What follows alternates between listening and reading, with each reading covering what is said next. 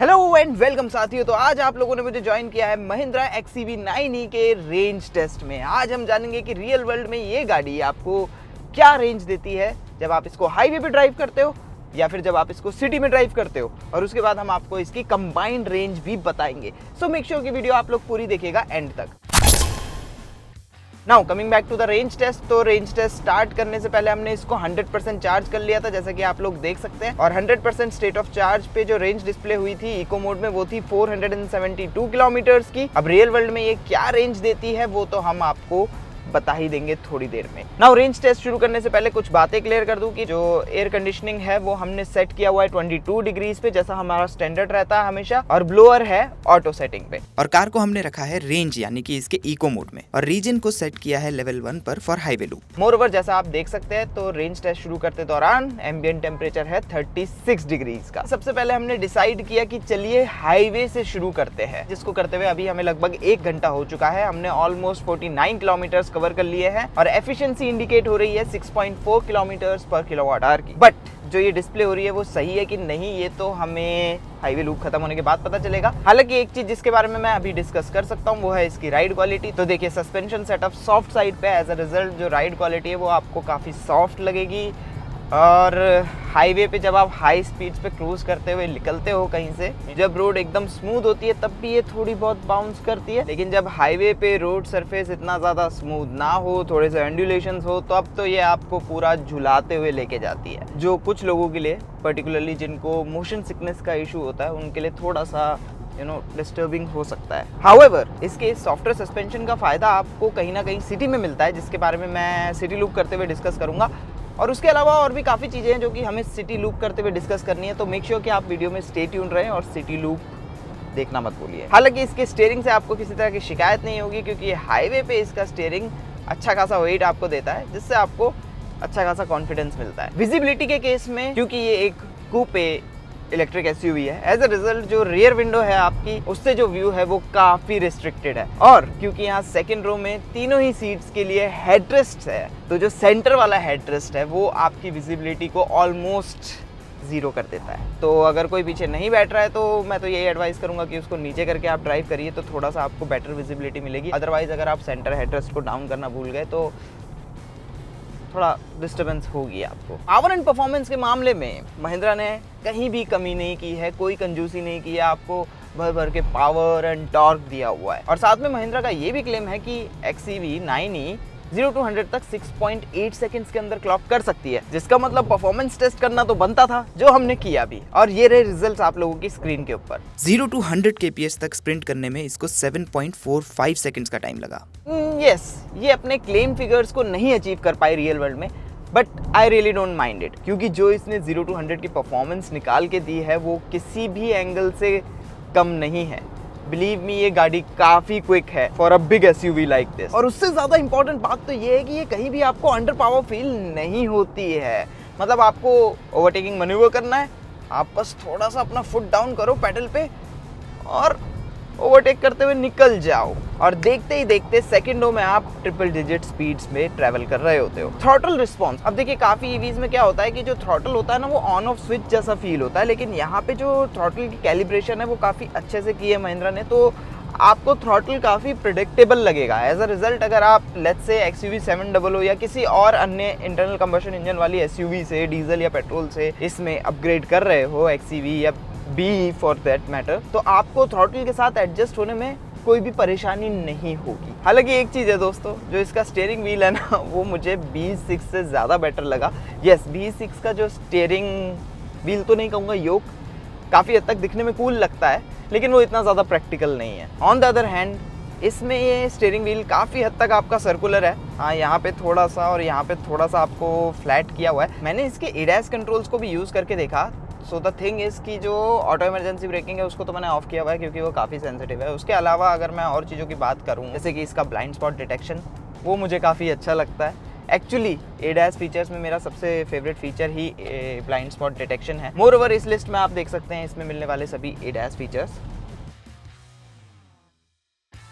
अब देखिए ईवीज में क्या होता है ना, क्योंकि वो नेचुरली इतनी साइलेंट होती है, तो छोटी से छोटी नॉइज़ भी ना उनमें काफ़ी एम्पलीफाई होकर सुनाई देती है और काफ़ी केसेस में इरिटेटिंग भी लगती है। फॉर एग्जांपल यहाँ पे ही ले लीजिए, जब आप हाईवे पे क्रूज़ कर रहे होते हो तो decent amount of road noise, tyre noise cabin के अंदर ट्रांसफ़र होती है। नॉइज़ लेवल काफ़ी अच्छा खासा है। और लीजिए इसी के साथ ओवर होता है हमारा हाईवे लूप, जिसमें XCV9E ने मैनेज की एफिशिएंसी ऑफ 6.18 किलोमीटर्स पर किलोवाट आवर की, मतलब रेंज हुई 488 किलोमीटर्स की।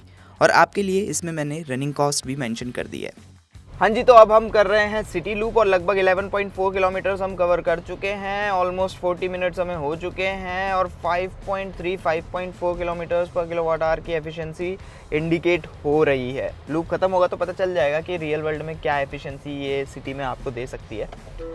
हालांकि नोट करने वाली बात यहाँ पे ये है कि जो टेम्परेचर है वो काफ़ी हद तक बढ़ चुका है। 40 डिग्रीज अभी डिस्प्ले हो रहा है और बीच में तो 42 डिग्रीज भी चला गया था, जिस वजह से इसका जो एयर कंडीशनिंग है उसको ओवर टाइम काम करना पड़ रहा है। अच्छा, जनरली मैंने एवीज में देखा है कि या तो एसी बहुत ही स्ट्रॉन्ग होता है या फिर एसी आराम से कूलिंग करता है। इसका वाला स्ट्रॉन्ग है एकदम, कैबिन को इसने चिल कर रखा है। 22 डिग्री पे ही अभी भी हमने सेट किया हुआ ऑटो सेटिंग पे। और एक अपडेट ये भी है कि रीजन को हमने लेवल 3 पे सेट कर दिया है, जो कि हाईवे लूप के दौरान हमने लेवल 1 पे रखा था, क्योंकि अभी हम सिटी में हैं और यहाँ पे रीजन काफ़ी इफेक्टिवली यूज़ कर सकते हैं। और हाँ, यहाँ पे याद दिला दूँ कि इसमें आपको सिंगल पेडल मोड भी मिलता है, जो आप यहाँ इस बटन से एक्टिवेट कर सकते हैं, जिसमें बेसिकली जब आप थ्रॉटल पेडल से पैर उठाओगे तो ब्रेक अपने आप अप्लाई हो जाती है। सेम ही इफेक्ट आपको रीजन में भी मिलता है। हालांकि दोनों में डिफरेंस ये है कि जहाँ सिंगल पेडल मोड में गाड़ी कंप्लीट हॉल्ट में आ जाती है, रीजन में ये अराउंड 8 किलोमीटर्स पर आवर तक की स्पीड तक स्लो होती है और उसके बाद ये कोस्ट करने लगती है। और हाँ, यहाँ दूसरी साइड में आपको एक बिजली वाले सिंबल वाला बटन मिलता है, जो बेसिकली आपके बूस्ट मोड को एक्टिवेट करता है। क्या इसको सिटी में ड्राइव करने में आपको प्रॉब्लम होगी?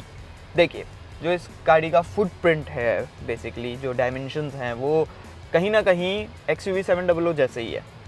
एज अ रिज़ल्ट ये एक बड़ी SUV है, तो यस, आपको थोड़ा यूज टू होना पड़ेगा इसके डायमेंशंस के साथ। और एक बार अगर आप यूज टू हो गए तो ऐसा कोई प्रॉब्लम नहीं होती है। लेकिन हाँ, जो ये ए पिलर है यहाँ पे अच्छा खासा ब्लाइंड स्पॉट क्रिएट होता है, तो ये आपको थोड़ा सा ध्यान रखना पड़ेगा। अदर देन दैट, सिटी में इसको ड्राइव करना काफ़ी एफर्टलेस है।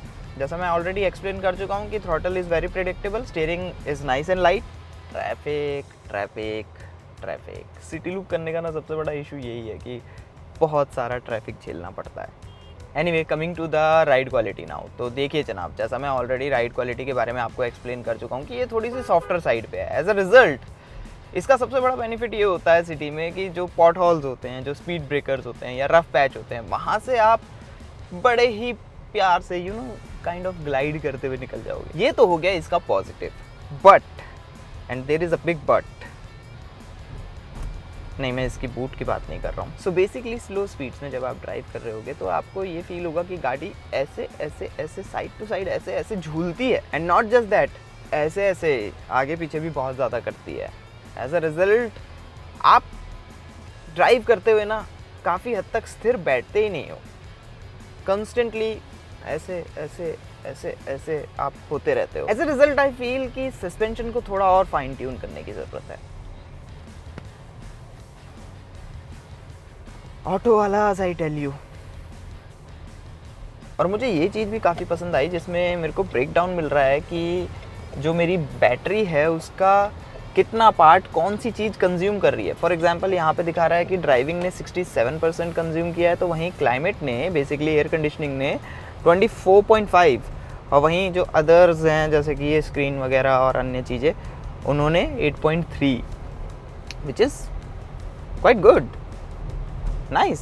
और जो इसका ये 360 डिग्री कैमरा है, इसकी क्वालिटी काफ़ी अच्छी है। और इसी के साथ ओवर होता है हमारा सिटी लूप भी, जिसमें XCV9E ने एफिशिएंसी निकाली 5.38 किलोमीटर्स पर किलोवाट आवर की, मतलब रेंज हुई 425 किलोमीटर्स की। अब यहाँ पर एक चीज़ जो आप नोट करोगे कि जो सिटी रेंज है वो हाईवे रेंज से कम है, और उसका कारण है इसका वेट, जो ज़्यादा होने के कारण 2.2 tons stop and go traffic में पावर कंजम्पशन ज़्यादा है। मोर ओवर इसके लो रोलिंग रेजिस्टेंस टायर्स का भी ज़्यादा एडवांटेज इसको हाईवे पर क्रूज करते वक्त मिलता है। एंड लास्टली इस स्लेट में आप देख सकते हैं इसकी कंबाइंड रेंज जो है 457 किलोमीटर्स की। एंड दैट्स इट, इस वीडियो में सिर्फ इतना ही। अब यहाँ पे क्लिक करके आप आगे की वीडियोस एंजॉय करिए। वीडियो अच्छी लगी हो तो लाइक करना मत भूलिएगा, और हाँ, सब्सक्राइब कर लीजिए क्योंकि BE6 का रेंज टेस्ट भी बहुत जल्द लाइव होने वाला है। Thanks for watching.